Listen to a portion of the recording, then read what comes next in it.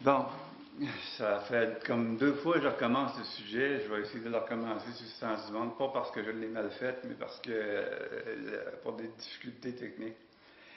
Euh, je voulais, dans ce sujet-là, poursuivre un peu ce qui s'appelle vaincre ses peurs. En fait, j'en ai parlé de la peur peut-être pas par rapport à vivre sans alcool, mais dans mon alcoolisme, je pense que j'en ai parlé. Euh, moi,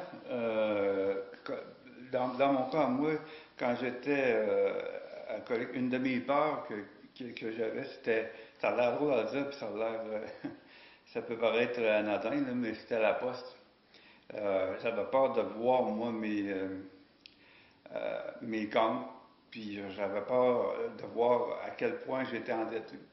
Donc, à cet effet-là, ben, je procrastinais, on appelle ça c'est un terme que j'ai découvert dans un forum, c'est une Française qui apportait ça à un moment donné.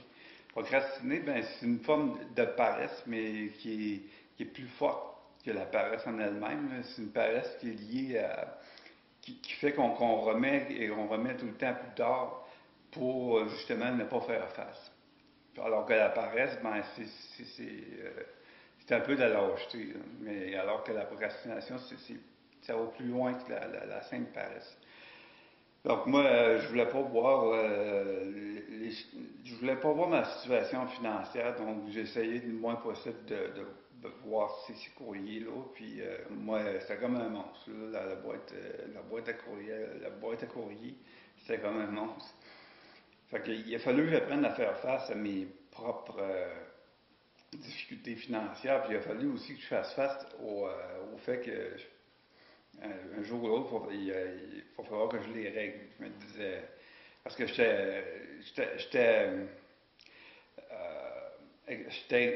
vivais dans les extrêmes un peu partout. Je vivais dans les extrêmes aussi dans le dépenser de l'argent. Puis, je comptais pas ce que je dépensais, donc c'est ce qui a fait que je sois en mauvaise situation financière. Euh, c'est une part aussi qui peut être la même aussi chez le codépendant alcoolique. Moi, je connais bien les codépendants alcooliques qui font pas face justement, qui sont procrastinants, qui remettent tout à la dernière minute.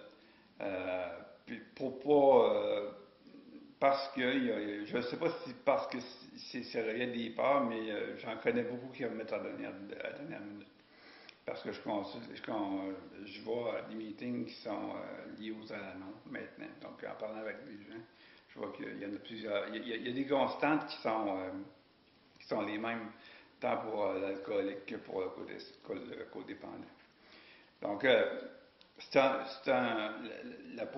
procrastination, ce mot-là, je l'ai tellement à l'aise, j'en viens pas qu'il puisse exister, mais en tout cas, la procrastination, en fait, c'est un face-à-face, c'est un face-à-face euh, par rapport à nous-mêmes.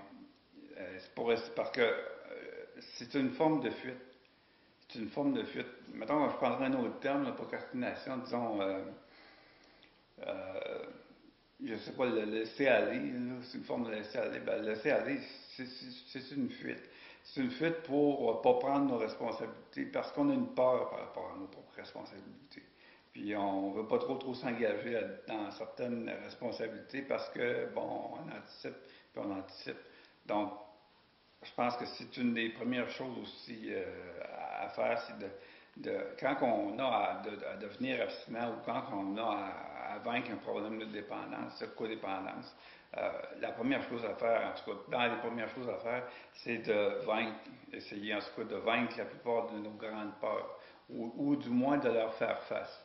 Euh, Parce que la peur, l'objet de la peur en tant que tel, c'est pas lui qui nous fait peur, c'est notre façon de le voir. Moi, c'était pas la boîte à mal qui me faisait peur, c'était ma façon de voir les choses par rapport à la boîte à mal. La boîte postale, la boîte à mal, c'est québécois. Donc, c'est une peur qu'il a fallu dont j'ai dû faire face. Puis, encore aujourd'hui, parfois, j'ai encore des comportements de peur par rapport à ça. Mais en tout cas, ça sera à discuter ultérieurement.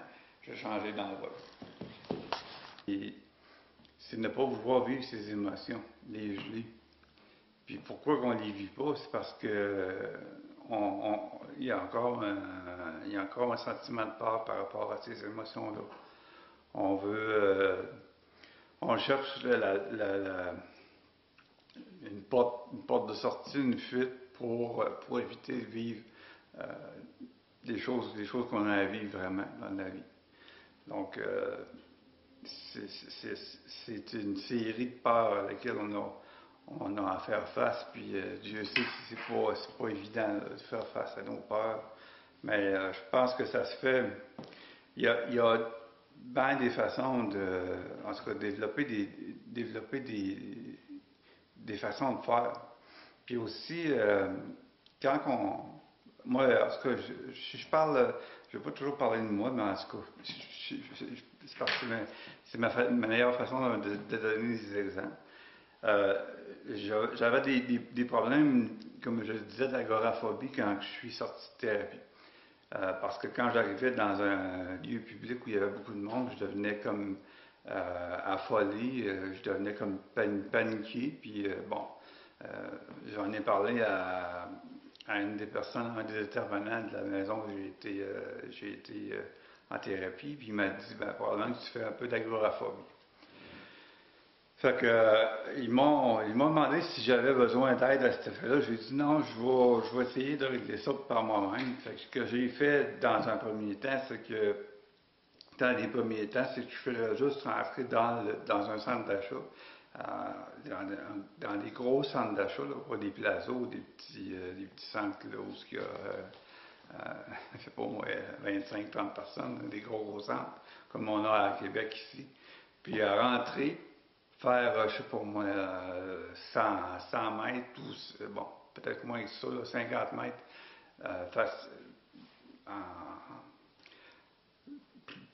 voyons, en espacement par rapport à la porte de sortie, puis à revenir.